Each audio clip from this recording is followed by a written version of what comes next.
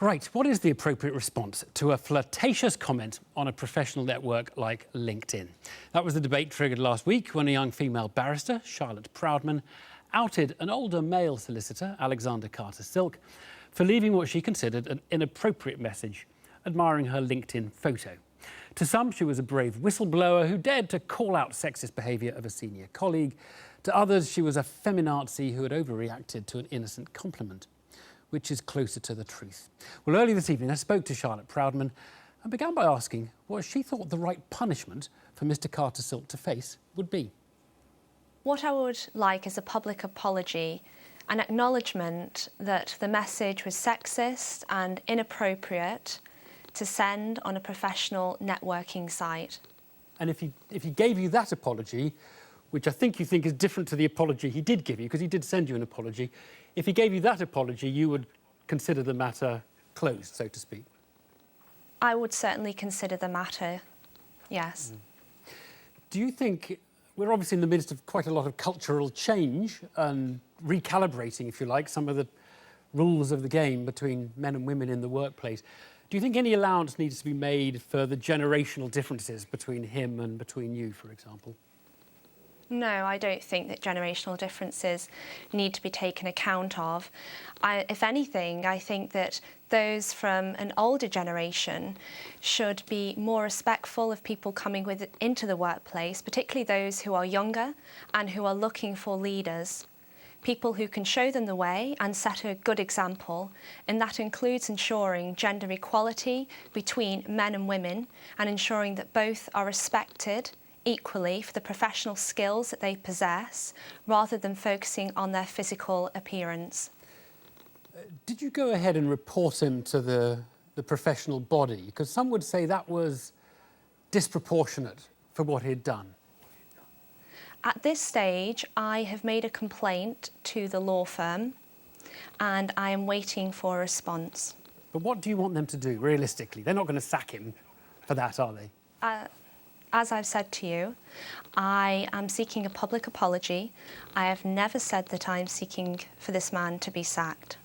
I mean, it's interesting, Rachel Johnson, and I'm quoting a female writer here, she wrote, and she wasn't on your side in this argument, she wrote that the picture itself was pouty, and I think she was implying that perhaps the picture sent mixed messages. Now, what do you think about that reaction to the argument, the discussion here?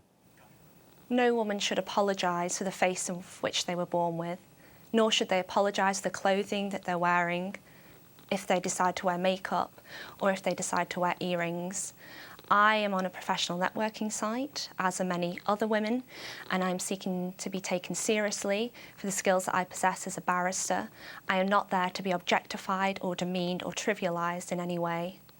Is it ever appropriate for a man to compliment a woman in a professional environment, to say, lovely shoes, I like your hair, you're looking great today? I mean, is that something that simply now men should never think they should be able to do?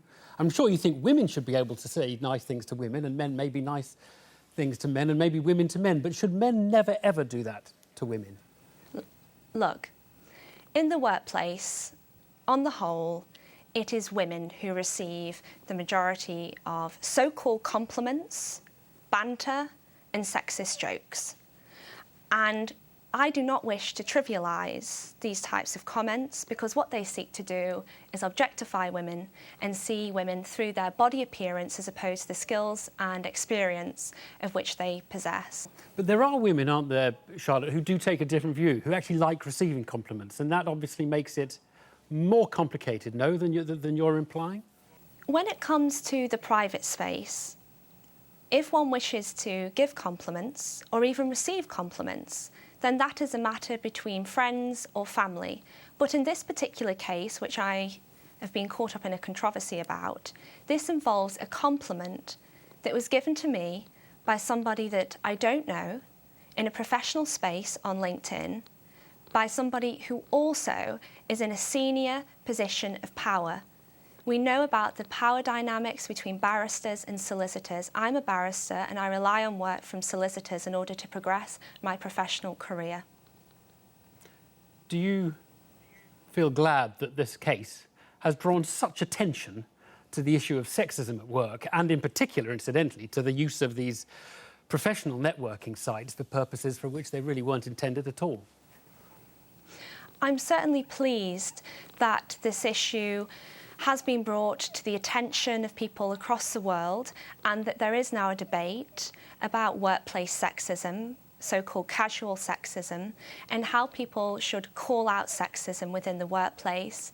And indeed, what I'm really encouraged by, and has been incredibly heartfelt, is the messages that I've received from men who have supported me in calling out this sexism. One man, he contacted me and he said, "Thank you on behalf of my daughters." Another man said to me, forgive me, another man said to me that he would be proud if his daughters turned out like me and that I was a role model to his daughters. You've had to face the most immense barrage of abuse and more, haven't you, on social media and elsewhere? To be quite frank, I'm astounded that one tweet could cause this amount of vitriol and character assassination by the right-wing media. To be called a feminazi, a man-hater, when I've never uttered one word of hatred towards men. And to think about the verbal abuse, the misogynistic abuse and the death threats that I've received from so-called trolls, not only to my Twitter account, but to my email account. Charlotte Proudman, thank you so much for joining us. Thank you. Thank you. Well, Mr. Carter Silk, who sent the initial message, says that his comments were misconstrued and he claims he was commenting on the professional quality of the photograph. His firm also apologised for the offence caused.